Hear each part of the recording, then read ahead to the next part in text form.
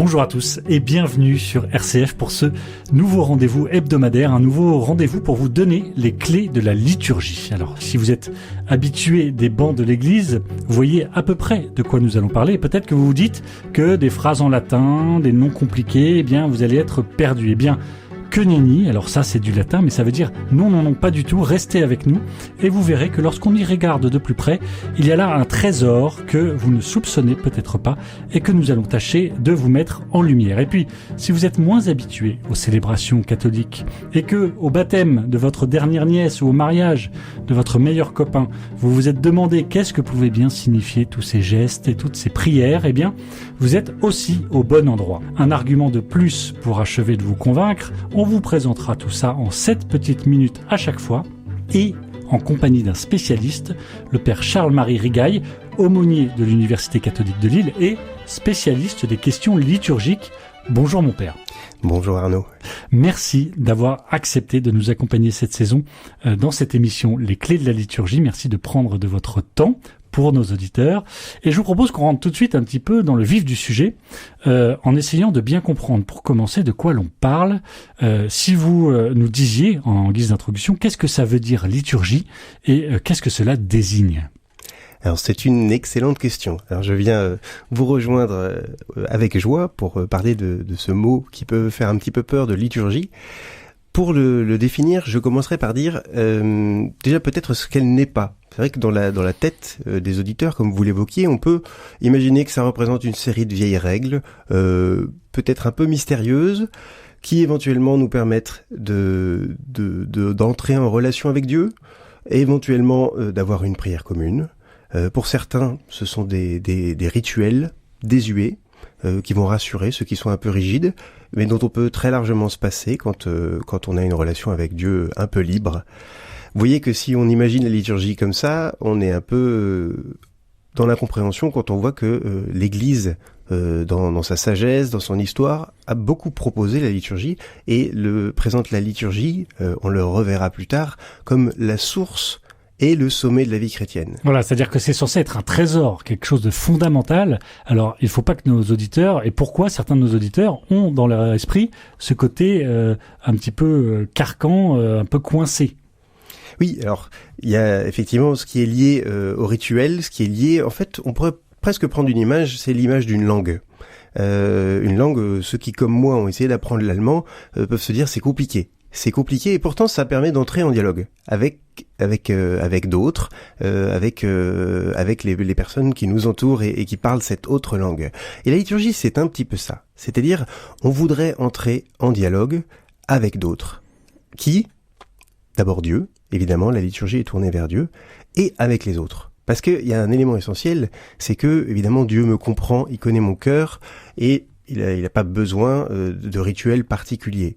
En revanche, si je veux pouvoir m'adresser à Dieu avec d'autres, si je veux pouvoir m'adresser à Dieu en communion avec d'autres, et si je veux pouvoir aussi dire des choses avec des mots qui sont au-delà des miens, eh bien alors il va falloir que j'entre dans une histoire. De la même manière que j'entre dans une langue, on peut se faire des signes avec des gens, on se débrouille. Quand on est allé à l'étranger, dans un pays dont on ne parle pas la langue, on sait qu'on arrive à se débrouiller, mais c'est quand même plus profond quand on arrive à comprendre le langage de l'autre, quand on arrive à dire plus précisément et plus profondément ce qu'on veut dire. Vous dites que la liturgie, c'est un langage pour vivre une rencontre.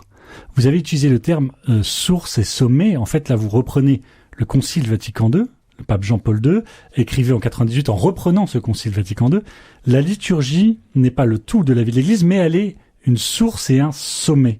Qu'est-ce qu'il a voulu dire par là, source et sommet ? Alors, on pense qu'il y a beaucoup de choses qui a été dit dans cette phrase. Parce que, évidemment, source, c'est là où on va s'abreuver. C'est là où on va se restaurer, se poser. Vous imaginez, on a l'image de cette source qu'on croise parfois pendant les grandes balades en montagne. On s'y repose, on vient s'y désaltérer, et on repart avec plus de force. Et sommet, alors le sommet, c'est encore autre chose. On est toujours dans la métaphore de la randonnée, mais c'est le point culminant. C'est là où est notre objectif. Et ça demande parfois un peu d'effort pour arriver au sommet, vous voyez. Et le Concile Vatican II a parlé de la liturgie comme étant ces deux pôles qui semblent un peu opposés. Dans une randonnée, la source est plutôt vers le bas et le sommet plutôt vers le haut. À la fois la source et à la fois le sommet. Exactement. Elle est là pour à la fois nous ressourcer et pour nous conduire au plus haut. C'est-à-dire à Dieu lui-même. Et alors, c'est très beau cette image, je la reprends souvent moi-même, parce que la liturgie est du coup comme une randonnée. Et quand on part en randonnée, eh bien on s'y prépare. Ça demande parfois un petit peu d'effort, effectivement, mais c'est pour quelque chose de beau et de grand. Et on contemple le paysage. Le but du jeu, c'est pas simplement d'être au sommet. Les sommets, on pourrait y aller en hélicoptère, en téléphérique ou quoi, mais c'est pas aussi beau que si on a fait le chemin. C'est pas aussi beau que si on l'a parcouru à pied. Les plus belles promenades, on les connaît, et c'est celles qui ont demandé un petit peu d'effort. Et la liturgie, ça va être ça aussi. Et le programme que nous commençons cette année, il est un petit peu de cet ordre-là. On va marcher, on va avancer. Ça demandera peut-être un peu d'effort, d'essayer de comprendre, d'entrer dans ce langage dont on parlait. Et pas à pas, petit à petit, on va essayer de mieux s'approcher de ce sommet.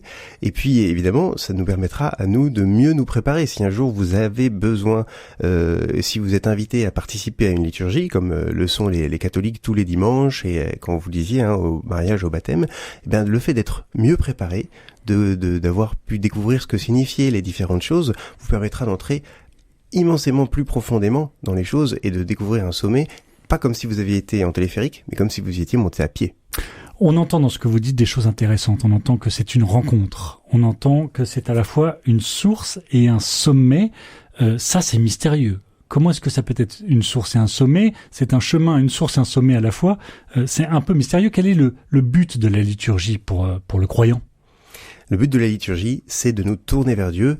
C'est l'étymologie même du mot, J'en ai pas encore parlé, mais liturgie, ça vient du grec, c'est un peu savant, ça vient de liturgia, et ça signifie l'œuvre du peuple. L'œuvre du peuple, et quand on le met dans le vocabulaire liturgique et religieux, c'est l'œuvre du peuple tournée vers Dieu.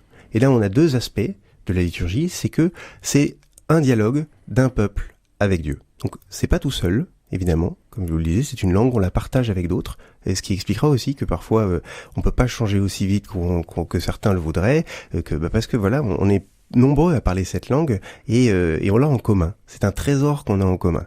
Et de pouvoir la découvrir, la creuser, l'approfondir, ça nous permet d'entrer dans la richesse de ce trésor. On entend de temps en temps, pour terminer, Père Charles-Marie Rigail, puisque on vous l'a dit en introduction, le but c'est d'aller assez vite et d'aller directement au cœur du sujet. On entend parfois « je suis croyant, mais pas pratiquant ». Qu'est-ce que ça vous évoque quand je vous dis ça? Ça m'évoque, en blaguant parfois on disait, c'est comme si on disait je suis cycliste mais pas pratiquant. Ça veut dire qu'il manque quelque chose, la foi a quelque chose de dynamique et on ne peut pas se dire cycliste si on regarde le vélo à la télévision, même si on y est passionné, etc. La pratique, c'est faire partie d'une famille. Et quand j'entends je suis croyant et pas pratiquant, je me dis du côté de l'Église, on a raté quelque chose. Je me dis pas que la personne devrait faire ci ou devrait faire ça. Je me dis, du côté de l'Église, il y a une invitation qu'on n'a pas réussi à transmettre. Parce que la pratique, c'est pas simplement un rite qu'on accomplit et qui serait utile à d'autres et pas à moi. C'est je fais partie de la famille et je viens au rendez-vous de famille. Comme dans une famille, quand on dit je fais partie de la famille mais je viens jamais au rendez-vous, on se dit quelque chose s'est passé avec la famille. Nous, on voudrait que on puisse profiter de cette fête de famille avec tout le monde, chacun est bienvenu et la liturgie est là pour nous conduire dans cette famille. Eh bien, chacun est bienvenu, tous les auditeurs sont les bienvenus aussi, c'est une façon de terminer. Merci Père Charles-Marie Rigail d'avoir été avec nous pour nous donner ces petites clés, ces premières clés de la liturgie. Je vous donne rendez-vous pour un nouveau numéro la semaine prochaine et vous verrez que tout au long de l'année, comme ça, semaine après semaine, nous allons approfondir différents sujets et découvrir la richesse de la liturgie. Merci. Avec joie.